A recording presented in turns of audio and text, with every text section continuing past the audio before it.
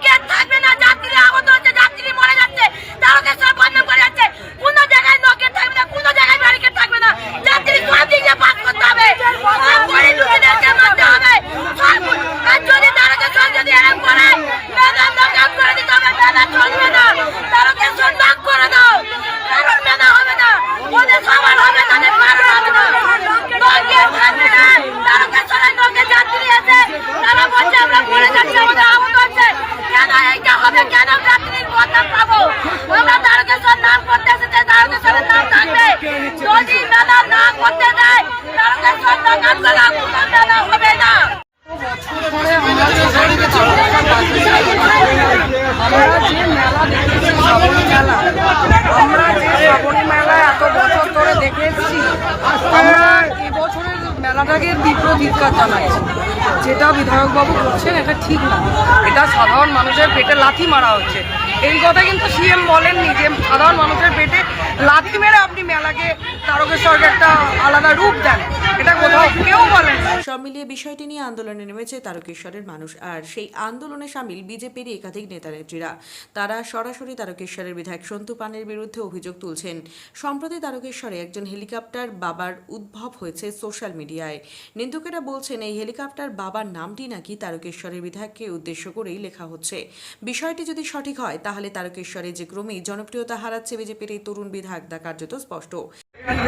দেখুন, বিক্ষোভ বলতে এটা মানুষের গণ অভ্যুত্থানও ধরতে পারে, কারণ একটা অন্যায় হচ্ছে, গরিবের পেটে লাথি মারা হচ্ছে।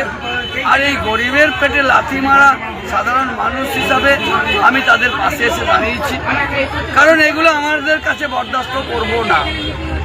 আগে জনগণ, তারপর রাজনীতি। আগে আমার তারকেশ্বর, তারপরে আমার পশ্চিমবঙ্গ, তারপরে আমার ভারতবর্ষ, তারপরে আমি পৃথিবীর কথা ভাববো। তাই আগে আমার তারকেশ্বরের মানুষের কথা আমাকে ভাবতে হবে, কারণ তারকেশ্বরের মানুষ কি দিয়ে ভাত খাচ্ছে সেটা খোঁজ নেওয়ার দায়িত্ব একজন সাধারণ নাগরিক হিসাবে, একজন সচেতন রাজনীতিবিদ হিসাবে আমি মনে করি এটা আগে ভাবতে হবে। তাই আজকে আমি দেখতে পাচ্ছি গোটা তারকেশ্বরের যুগে মানুষের কান্না, মানুষ কাঁদছে, বলছে কি হলো, সেই তৃণমূলই রয়ে গেল, সেই উত্তম কুণ্ডুই রয়ে গেল, সেই উত্তম কুণ্ডুর অঙ্গুলি হেলনে মানুষের পেটে লাথি। গরিব মানুষ দোকান সাজিয়ে বসেছে, দোকানে লাথি। এই রকম জিনিস চলছে, আর সেটাকে আমরা মেনে নিতে পারিনি। তাই আমরা আজকে এখানে সাধারণ মানুষের ডাকে আমরা উপস্থিত হয়েছি। আপনি তো শাসক দলের একজন কর্মী, তো আপনি কি শাসক দলের বিরোধী হচ্ছেন, মানে শাসক দলের বিপক্ষে আপনি কথা বলছেন? দেখুন, আমি শাসক দলের বিরুদ্ধে নয়, নিজের জীবন দিয়ে রক্ত দিয়ে বিজেপিকে তৈরি করেছি। আর যারা আজকে নেতৃত্ব দিচ্ছেন আমি তাদেরকে উদ্দেশ্য করে তাদের বিরুদ্ধেও কথা বলছি না, কিন্তু ভুল যেটা সেটা যদি শুধরে না দেওয়া হয়, জনগণের কাছে বিজেপি খারাপ হয়ে যাচ্ছে। আজকে জনগণ বলছে যে তাহলে কি বিজেপির নীতি এটাই, আমরা সেটা জানানোর জন্যে যে না ভাই, বিজেপির এরকম নীতি নয়। বিজেপির এই নীতি নয় যে গরিব মানুষকে পেটে লাথি মারা। আমরা শুধুমাত্র সেইটুকুন জানান দেওয়ার জন্যে আমরা এই মানুষগুলোর পাশে, আমি ব্যক্তিগতভাবে তাদের পাশে এসে দাঁড়িয়েছি। এটাকে যদি আপনারা ভাবেন যে আমি বিজেপির বিরুদ্ধে যাচ্ছি, ভাবুন, তাতে আমার কোনো ক্ষতি নেই। কারণ আমি জানি আমি যা করছি বিজেপির ভালো করছি, এবং এতে বিজেপির প্রতি মানুষের আস্থা থাকবে যে বিজেপি দল অন্ততপক্ষে অন্যায়কে প্রশ্রয় দেয়নি আর দেবেও না। আপনারা কি জানাচ্ছেন না উপরে মহলে যে কি কি সমস্যা সেইগুলো? দেখুন, এই বিষয়গুলো নিশ্চিত সবাই জানাচ্ছে, সাধারণ মানুষরাও জানাচ্ছে, আমরাও জানাচ্ছি। আশা করি এর একটা বিহিত হবে। কিন্তু ব্যাপার হচ্ছে মেলাটা তো বেশি দিন দেরি করলে হবে না। আজকে মেলা মাত্র আর 3টে সপ্তাহ বাকি আছে। দোকান যারা দিচ্ছে তাদেরকে বলছে দোকান দেওয়া যাবে না। শুনছি কোথাও কোথাও কেউ টাকার গন্ধ বলছে, দাও আমাকে এত টাকা, তোমাকে আমি ব্যবস্থা করে দেবো। এরকমও কিছু লোক আছে যারা এইরকম ভাবে একটু তোলাবাজি, সেই তৃণমূল আমলে যেমন তোলাবাজি হয়েছিল সেই তোলাবাজি করারও কেউ চেষ্টা করছে। আমাদের কাছে এরকম খবরও আছে। খুব দুঃখ লাগে এইসব কথা ভেবে যে আজকে এই দলটার জন্য আমাদের কি হয়নি, কত রক্ত গেছে। আজকে সেই দলটার জন্য আমার মোটর সাইকেলটাকে তুলে নিয়ে গিয়ে জলে ফেলে দিল। আজকে আমাকে মারার চেষ্টা হচ্ছে। এরকম দেখতে পাচ্ছি ঘটনা, যার জন্য আমরা ফেড আপ হয়ে যাচ্ছি। পুলিশ প্রশাসনকে বলে কিছু হচ্ছে না, আজকে পুলিশকে বলেও কিচ্ছু হয়নি। আজকে বাধ্য হয়েছে মানুষ আজকে এখানে উপস্থিত হতে, বাধ্য হয়েছি আজকে রাস্তায় নামতে, যে আজকে কোথায় গেল, কি হলো।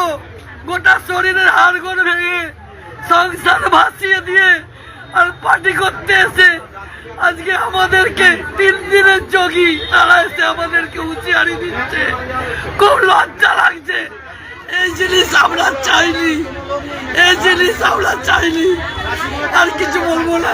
করে আমরা যে এনেছি তেমন জায়গায় দাঁড়িয়ে সন্তু মানছি বলে গেল, কাকা আশীর্বাদ করে যেন জিতি।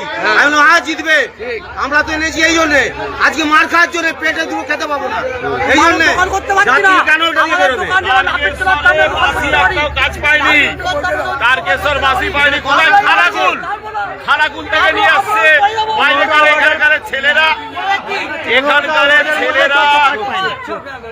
আমি যে তারকেশ্বরের ছেলেরা সন্তুবালকে জিতিয়েছে, তারকেশ্বরের কোনো এখানকার লোকাল ছেলেরা একটা কাজ পায়নি। তারা বাড়িতে বসে আছে। কে আমার হচ্ছে লরিতে খালাসি করে, সেই ছেলে বিজেপি করে যে ঘর ছাড়া ছিল, তারা কোনো কাজ পায় না, ঘরে বসে আছে। একটু যাত্রী ধরে দুটো খাবে, সেই উপায়টা পর্যন্ত নেয়। এইটা কেন এরকম হবে? আমরা তো এইটা চাইনি। আমরা এইখানে এত কষ্ট করে পার্টির মধ্যে থেকে ঘর আমরাও ছেড়ে দিয়েছি, ঘর ছেড়েছি।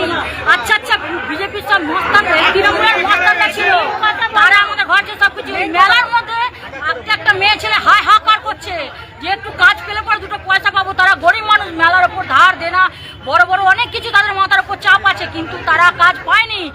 ছেলেগুলোকেও সিভিলের কাজ দেয়নি, মেয়ে ছেলেগুলো আমাদের কাছে কাঁদছে। স্থানীয় বিধায়ককে জানিয়েছিলেন? বিধায়ককে জানানো হচ্ছে, তার কোনো অ্যালাউ নেই আমাদের ওপর, কোনো অ্যালাউ নেই আমাদের কোনো।